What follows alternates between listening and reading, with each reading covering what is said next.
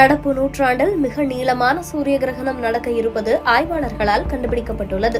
இதுவரை இல்லாத அளவில் பூமியை இருள் சூழ்ந்து இருக்கப் போகிறது. இந்த கிரகணம் எப்போது நடக்கும், எவ்வளவு நேரத்திற்கு நடக்கும் என்று விரிவாக பார்க்கலாம். சூரியனுக்கும் பூமிக்கும் இடையே சந்திரன் நேராக வந்து மறைக்கும் வானியல் நிகழ்வுதான் சூரிய கிரகணம். குறிப்பிட்ட அந்த நிமிடங்களில் சூரிய ஒளியை சந்திரன் முழுவதுமாக மறைப்பதால் பூமியை இருளில் மூழ்கிறது. கிரகணத்தை பொறுத்து பூமியின் குறிப்பிட்ட பகுதிகள் கிரகணத்தை சந்திக்கின்றன. இந்த நிலையில்தான் 21ஆம் நூற்றாண்டின் மிக நீள சூரிய கிரகணம் 2027ஆம் ஆண்டு நடைபெற இருக்கிறது. 2027ஆம் ஆண்டு ஆகஸ்ட் 2ஆம் நாள் இந்த அரிய நிகழ்வு நடக்கும் என கணிக்கப்பட்டுள்ளது.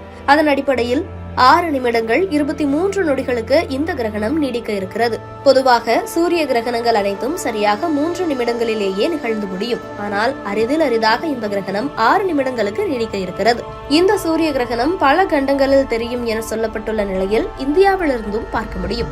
2027ஆம் ஆண்டு ஆகஸ்ட் 2ஆம் நாள் மாலை 4 மணி முதல் 6 மணி வரை இந்த நிகழ்வை பார்க்க முடியும் என்று தெரிவிக்கப்படுகிறது.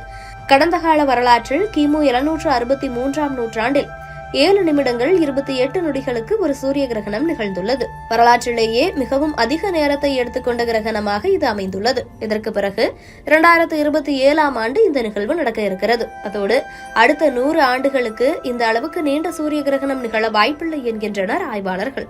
இந்த கிரகணத்தை வெறும் கண்களால் பார்க்கக்கூடாது என்று அறிவுறுத்தும் வானியல் நிபுணர்கள் இஸ்ரோவால் அங்கீகரிக்கப்பட்ட சோலார் கண்ணாடிகளை அணிந்து இந்த நிகழ்வை பார்க்கலாம் என்று கூறுகின்றனர்.